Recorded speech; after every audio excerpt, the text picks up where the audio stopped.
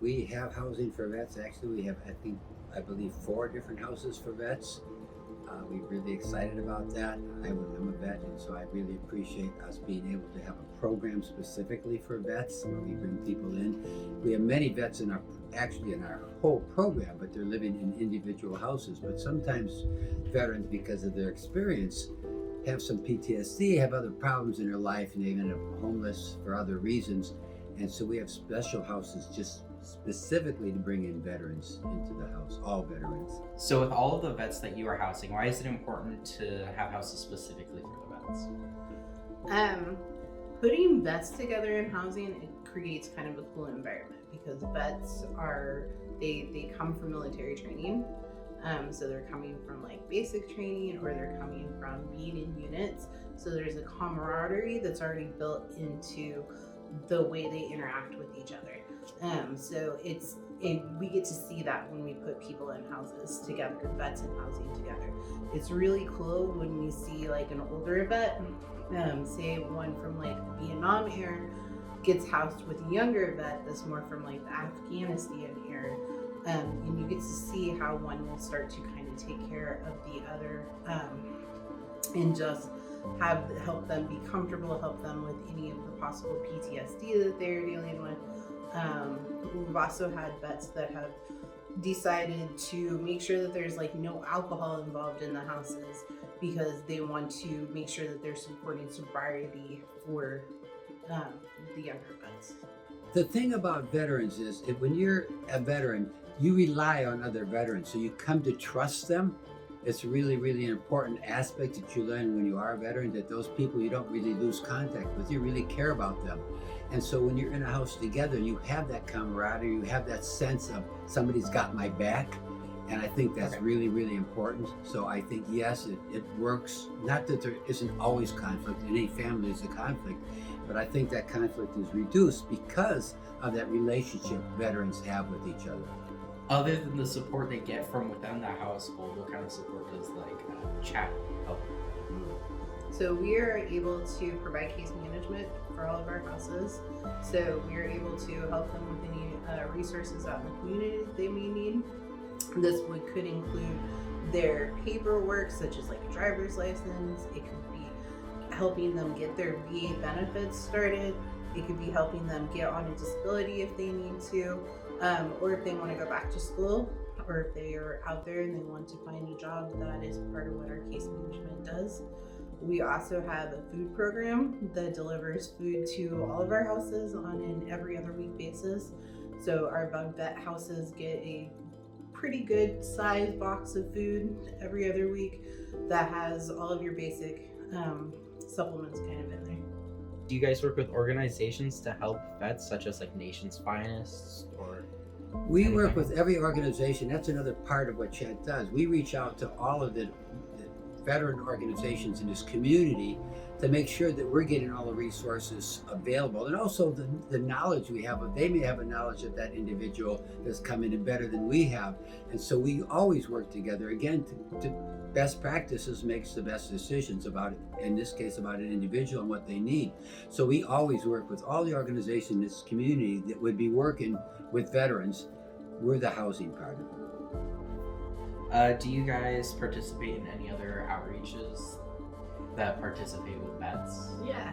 So we have a good relationship with a lot of the local organizations, such as the Veterans of Foreign War, which was the organization that I was discussing, gave us money for houses. But we also have worked closely with the VBA, and they do a yearly stand down. Stand down it gives us an opportunity to get out there and help vets that are currently on the streets. What this organization does is they bring in lots of resources, either through the community or from the military themselves. So these vets are able to, the ones that are currently unhoused, are able to come to this event. It's a 3-day event. They're able to talk to multiple different housing resources, food, funding resources in the community. And then they are also able to get new gear. So they're able to pick up things like a pair of boots that are really nice. They're able to get a sleeping bag.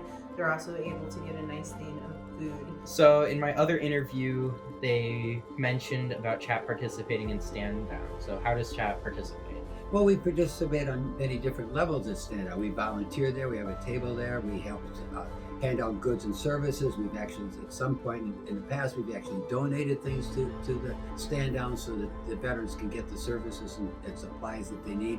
So for us, it's a really important part because we have not only staff that have served in the military, but we have, again, housing people that have served in the military. So it's really important for us to, again, find every avenue that we can help people and stand down when it happens. It's not every year, but when the stand down happens, we certainly participate. So you mentioned that it lasts for 3 days, but how often does something like this happen?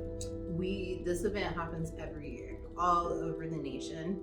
It is something that was based off of what you would see during a wartime, and so it was where they could come back and get gear. So say that if the people were out on the front lines, the individuals that were out on the front lines were able to go back to what was called stand down and have respite for 3 days.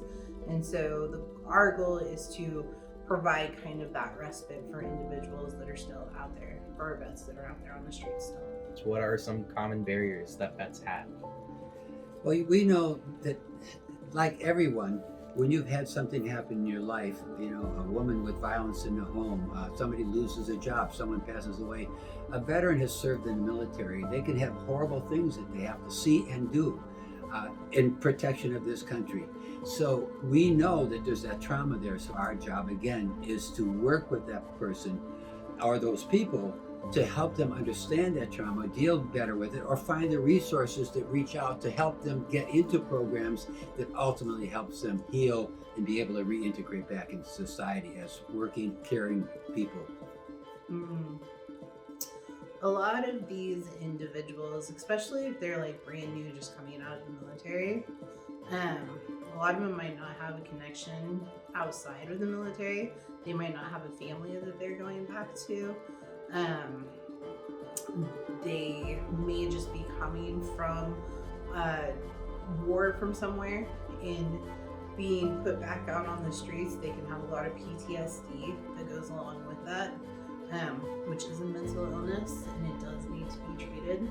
So a lot of the individuals that I see, a lot of the vets that I see coming into our housing still need some time to just rest and heal from what they have experienced, and get connected into the right resources so that they can start treating their mental health in a good, positive way, as well as just take some time to get reintegrated into society, because military experience, being in war, is not your everyday on the streets of Chico.